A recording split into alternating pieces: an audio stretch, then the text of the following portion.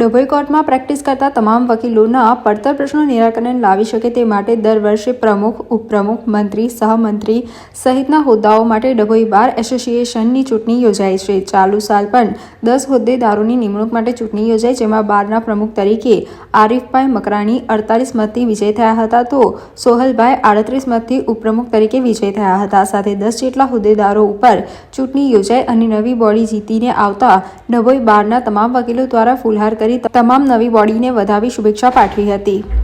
24-25 ની આજરોજ યોજાઈ અને તેમાં 75 મતદારોએ મતદાન કર્યું છે। ડભોઈના 75 એડવોકેટે આમાં મતદાન કરેલું છે।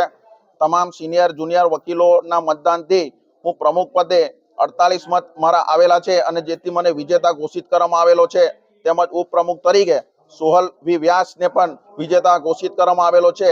નિલેશભાઈ બારોટને પણ વિજેતા ઘોષિત કરવામાં આવેલા છે। તેમજ એલાનની સીટ પર મમતાબેન વસાવાને પણ વિજેતા ઘોષિત કરવામાં આવેલા છે। તેમજ જાગૃતિબેન શાહને પણ એલાનની સીટ પર વિજેતા ઘોષિત કરવામાં આવેલા છે।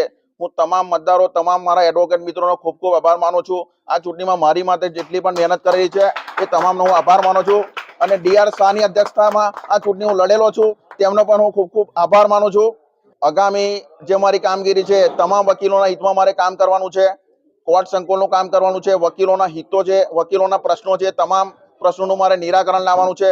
તે માટે વકીલોએ મારી પર ફરીથી વિશ્વાસ મૂકેલો છે।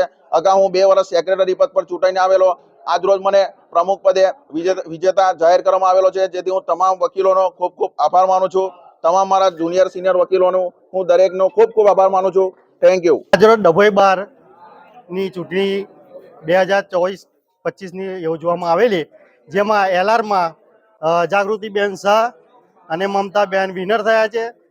પ્રમુખમાં આરીફભાઈ વિનર થયા છે, મંત્રીમાં નિલેશભાઈ અને ઉપપ્રમુખમાં સોમભાઈ વ્યાસ વિનર થયેલા છે। એ રીતના વિજેતા જાહેર કરવામાં આવે છે અને જે મેમ્બર કમિટી છે એને બિનહરીફ જાહેર કરવામાં છે। 4 મેમ્બર છે, એમાં મોહસિનભાઈ, રવિભાઈ ભાટિયા, અનુજભાઈ અને રવિભાઈ સોલંકી।